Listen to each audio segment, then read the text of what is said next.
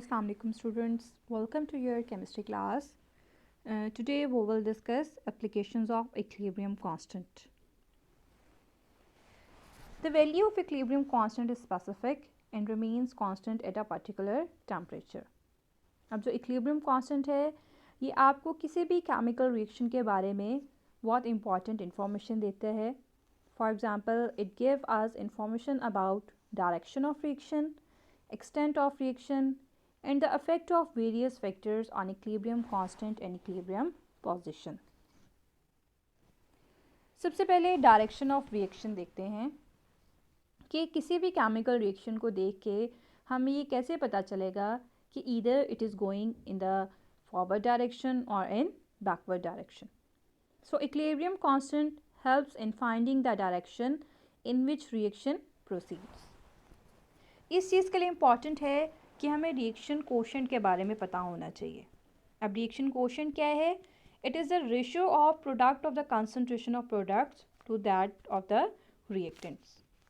For example हम एक general reaction देख लेते हैं जिसमें आपके पास ए और बी रिएक्ट कर रहे हैं और एक्स एंड वाई प्रोडक्ट्स में कन्वर्ट हो रहे हैं. अब यहाँ पे जो रिएक्शन कोशेंट है that is equal to the ratio of product of the concentration of products to that of the reactants.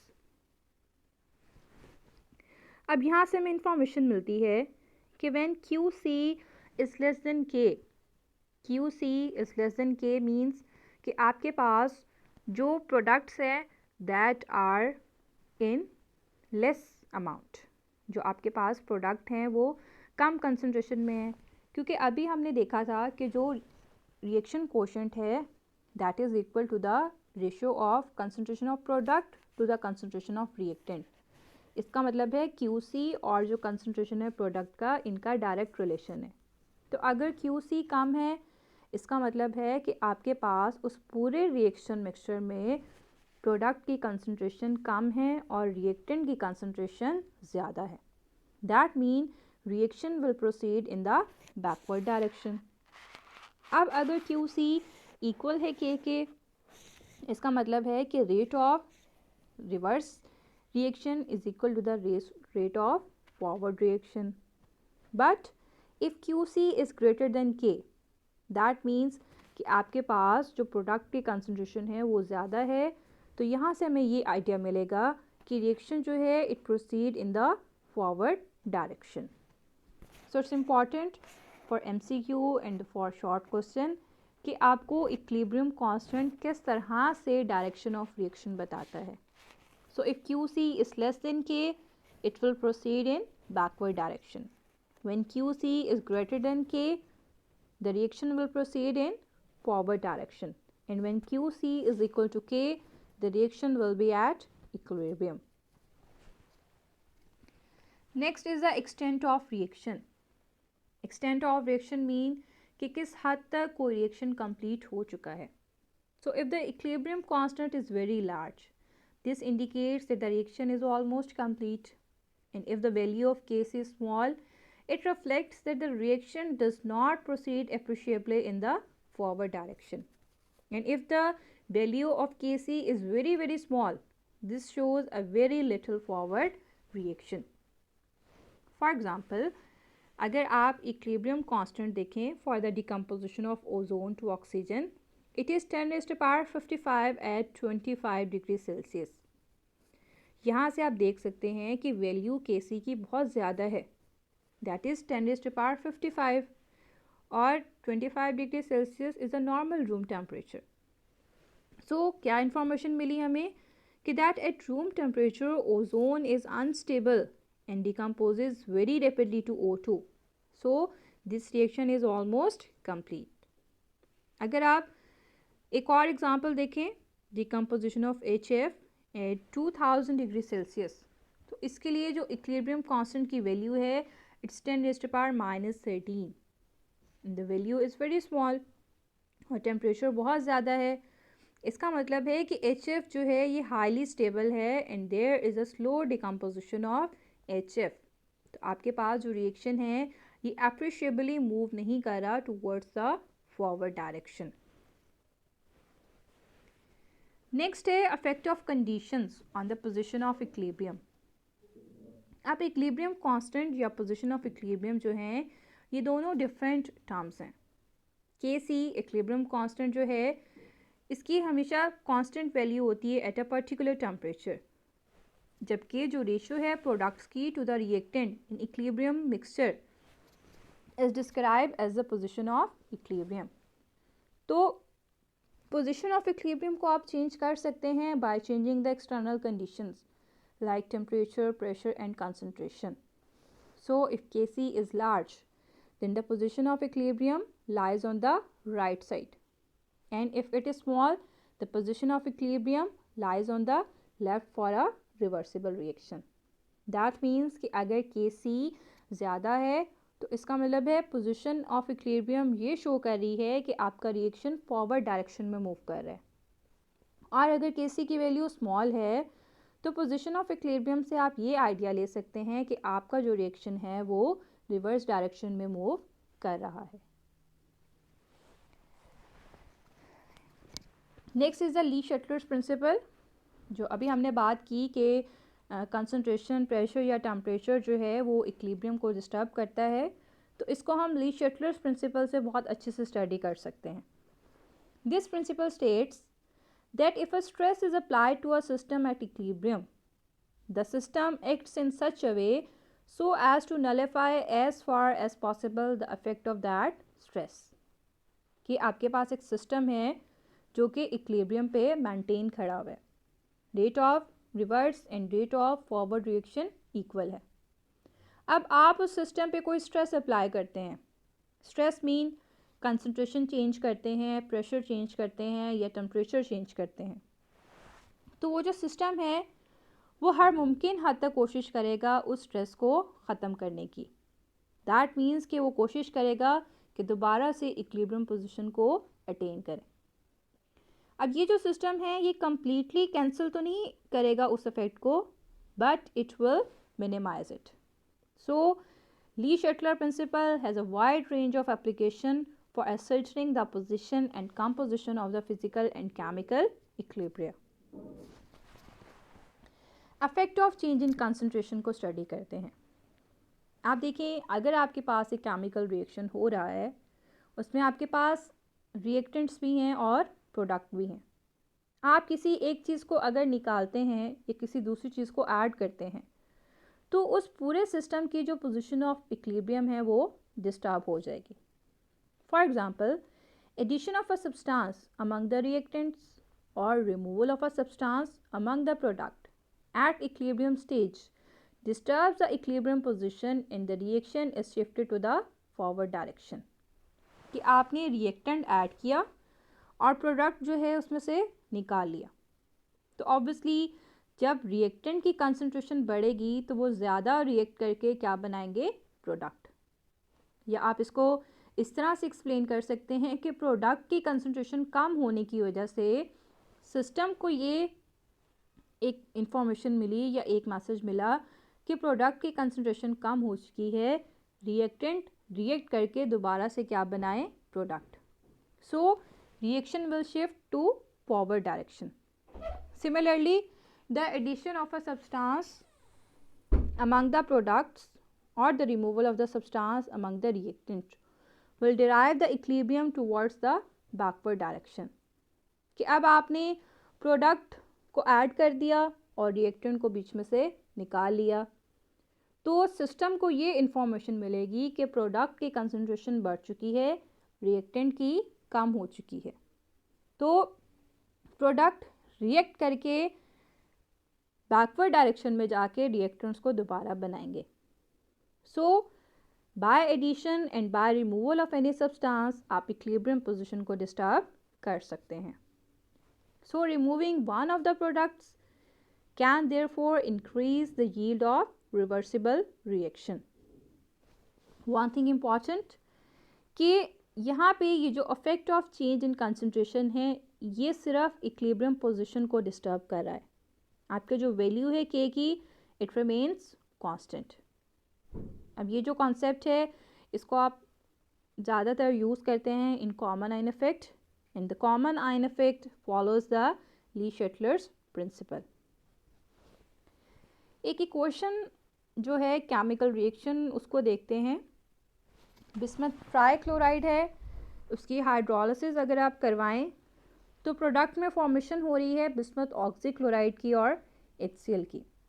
Bismuth oxychloride जो है इसके वाइट प्रिसिपिटेट्स बन जाएंगे, क्लाउडी सा सॉल्यूशन है ये, ठीक है। तो अब अगर आप देखें कि प्रोडक्ट वाली साइड पे HCl है, आप इसी रिएक्शन मिक्सचर में थोड़ा सा HCl ऐड कर देते हैं तो फ़ौरन से इक्विलिब्रियम पोजीशन डिस्टर्ब होगा और रिएक्शन किस तरफ मूव करेगा, टुवर्ड्स द बैकवर्ड डायरेक्शन, क्योंकि ये एक सिस्टम था जो इक्विलिब्रियम पे था। अब आपने इक्विलिब्रियम को डिस्टर्ब किया, सिस्टम पे स्ट्रेस अप्लाई किया, आपने HCl ऐड किया, जिसकी वजह से सिस्टम को फ़ौरन ये मैसेज मिलेगा कि there is an increase in the concentration of product, so we have to reverse back the direction to equalize the rate of forward direction and backward direction. So अगर आप इसको फिज़िकल अपीयरेंस में check करेंगे तो जैसे ही आप HCl डालेंगे reaction जो है ये क्लियर सोल्यूशन हो जाएगा। क्लियर क्यों होगा, आप देखें कि जब रिएक्टेंट प्रोड्यूस हो रहे हैं bismuth trichloride it is colourless. अब अगर आप इसी रिएक्शन मिक्सचर में वाटर ऐड कर दें, वाटर ऐड करेंगे तो आप देखेंगे कि रिएक्शन जो है ये ज़्यादा क्लाउडी हो चुका है। क्यों क्लाउडी हो चुका है, बिकॉज जो वाटर आपने ऐड किया वो बिस्मथ ट्राइक्लोराइड के साथ रिएक्ट करके फॉरवर्ड डायरेक्शन में रिएक्शन को मूव करवाएगा, because there is an unequal concentration between the reactant and product. System आपका इक्विलिब्रियम पे ही था, आपने उस पर स्ट्रेस अप्लाई किया by addition of water. Addition of water से जो रिएक्टेंट बिस्मथ ट्राइक्लोराइड है ये वाटर के साथ रिएक्ट करेगा, बिस्मथ ऑक्सीक्लोराइड बनाएगा। ये यहाँ से हमें क्या इन्फॉर्मेशन मिलेगी कि आपका जो रिएक्शन है ये फॉरवर्ड डायरेक्शन में मूव कर रहा है। So the shifting of reaction to the forward and backward direction by disturbing the concentration is just according to the Lee-Shetler's principle. Next is the effect of change in pressure और volume. Pressure या जो volume है ये important है for the reversible gas phase reaction, जहाँ पे जो number होंगे moles of reactant and products के that are not equal। इस चीज़ को हमने Kc expressions को derive करते हुए भी देखा था कि अगर नंबर ऑफ मोल्स इक्वल थे तो वॉल्यूम का फैक्टर Kc एक्सप्रेशन में नहीं था, अगर नंबर ऑफ मोल्स डिफरेंट थे तो वॉल्यूम का फैक्टर Kc एक्सप्रेशन में था। That means the Le Chatelier's principle plays an important role to predict the position and direction of reaction. एक रिएक्शन आपके सामने दिया गया है, सल्फर डाइऑक्साइड ऑक्सीजन के साथ रिएक्ट करके सल्फर ट्राइऑक्साइड बना रहा है, एक गैस फेज रिएक्शन है। आप देखिए नंबर ऑफ मोल्स जो हैं वो अनइक्वल हैं towards the product side and towards the reactant side. Reactant side की तरफ 3 नंबर ऑफ मोल्स हैं, जबकि प्रोडक्ट साइड की तरफ आपके पास 2 नंबर ऑफ मोल्स हैं। यहाँ से आप ये एक आइडिया तो लगा सकते हैं कि ये रिएक्शन फॉरवर्ड तब मूव करेगा when there is a decrease in number of moles। दो गैसेस हैं, सल्फर डाइऑक्साइड है और ऑक्सीजन है, रिएक्ट करके क्या बना रहे हैं, सल्फर ट्राइऑक्साइड। सो अगर आपने इस रिएक्शन को फॉरवर्ड मूव करवाना है तो आपको नंबर ऑफ मोल्स को डिक्रीज़ करना पड़ेगा, and number of moles decrease हो रहे हैं, that means there is a decrease in volume. So when the reaction approaches the equilibrium stage, the volume of equilibrium mixture is less than the volume of reactants taken initially। यहाँ से आप अगर simply idea भी लगाना चाहें तो आप देख सकते हैं कि दो गैसेस हैं, आपने अगर उनको रिएक्ट करवाना है तो ऑब्वियसली कंप्रेस तो करना पड़ेगा। कंप्रेस करने का मतलब है वॉल्यूम कम करना पड़ेगा। सल्फर डाइऑक्साइड और ऑक्सीजन को एक दूसरे के साथ रिएक्ट कराने के लिए दोनों का वॉल्यूम कम करना पड़ेगा और फिर आपके पास सल्फर ट्राइऑक्साइड गैस बनेगी। तो ये जो वो लाइन लिख रहा है कि reaction approaches the equilibrium stage, the volume of equilibrium mixture is less than the volume of reactants taken initially. So if one decreases the volume further at the equilibrium stage, the reaction is disturbed. और आपके पास ये जो reaction है ये किधर move करेगा, forward direction में, to minimise the effect of disturbance. Volume कम करने का मतलब क्या हुआ कि आपने सल्फर डाइऑक्साइड और ऑक्सीजन गैस को और ज़्यादा कंप्रेस कर दिया, आपने प्रेशर चेंज किया ना। तो प्रेशर चेंज करने से वॉल्यूम में चेंज आया, वॉल्यूम में चेंज आने की वजह से आपके पास जो प्रोडक्ट की कंसंट्रेशन है सल्फर ट्राइऑक्साइड, उसकी कंसंट्रेशन ज़्यादा हो जाएगी। तो इसको सिंपली केमिकल इक्विलिब्रियम में हम यही कहेंगे कि आपके सिस्टम में एक स्ट्रेस अप्लाई किया गया बाय चेंजिंग द प्रेशर, और उस स्ट्रेस को नलिफाई करने के लिए जो रिएक्शन था वो फॉरवर्ड डायरेक्शन में मूव किया। So it establishes a new equilibrium position, जबकि जो केसी है इट रिमेन्स कांस्टेंट। अब अगर आप वॉल्यूम इंक्रीज कर देंगे बाय डिक्रीजिंग द प्रेशर, तो रिएक्शन कहाँ मूव करेगा, towards the backward direction. So by observing the number of moles आप ये आइडिया लगा सकते हैं कि रिएक्शन किस डायरेक्शन में जा रहा है, फॉरवर्ड में या फिर रिवर्स में।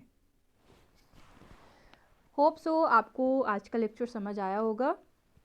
इसमें शॉर्ट क्वेश्चन बहुत इंपॉर्टेंट है, डायरेक्शन या एक्सटेंड के हवाले से एमसीक्यू के लिए बहुत इंपॉर्टेंट है।